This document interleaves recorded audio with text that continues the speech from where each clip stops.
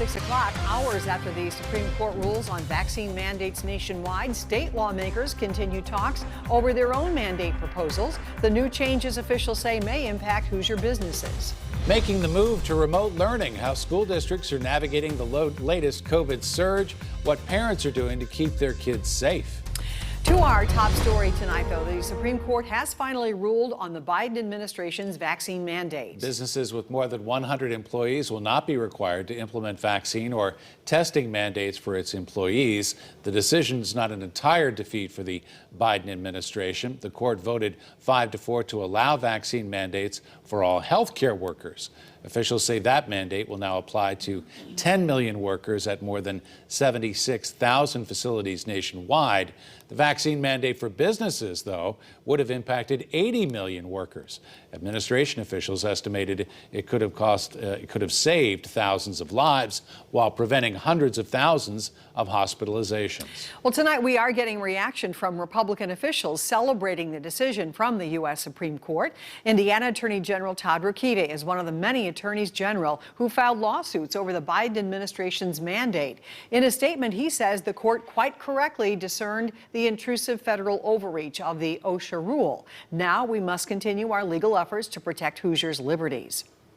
At the same time the Supreme Court rulings were announced, lawmakers at the Indiana State House moved forward with a bill to limit COVID vaccine mandates.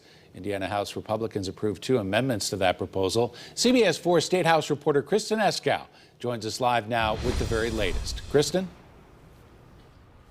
Well, Bob, today one of the biggest changes that was approved is regards to who pays for those unemployment benefits for any employees whose vaccine mandate exemptions are denied. Now, there were 29 amendments proposed to this bill.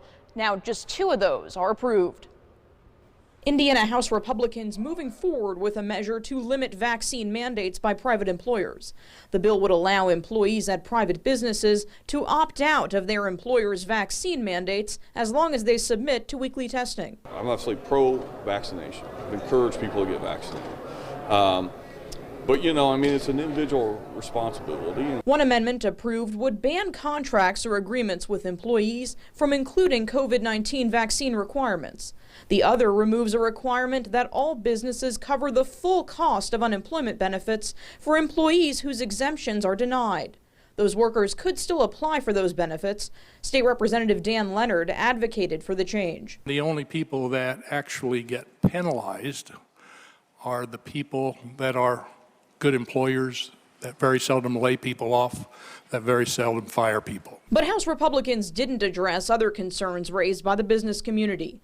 They voted down an amendment to remove all parts of the bill that would limit vaccine mandates and focus solely on the governor's requirements to end the public health emergency. It's a balance. We get to hear from a whole lot of people, and you know, we continue to have these types of conversations on this. If we, A, want to get out of the pandemic, folks need to be vaccinated. B, businesses that want to stay in business have to be able to rely on their employees. The best way to do that is for them to be vaccinated. And the House Speaker says he expects the full Indiana House will vote on that bill on Tuesday. Bob? Kristen, it's complicated, but what do the Supreme Court rulings on the federal vaccine mandates mean for this State House bill?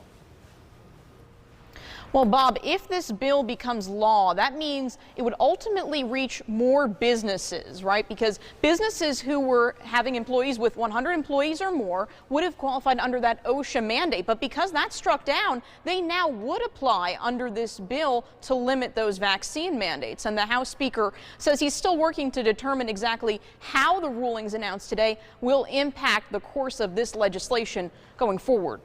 For now, we're live at the State House this evening. Kristen Eskow, CBS 4 News. And there's much more debate to come. All right, Kristen, thank you.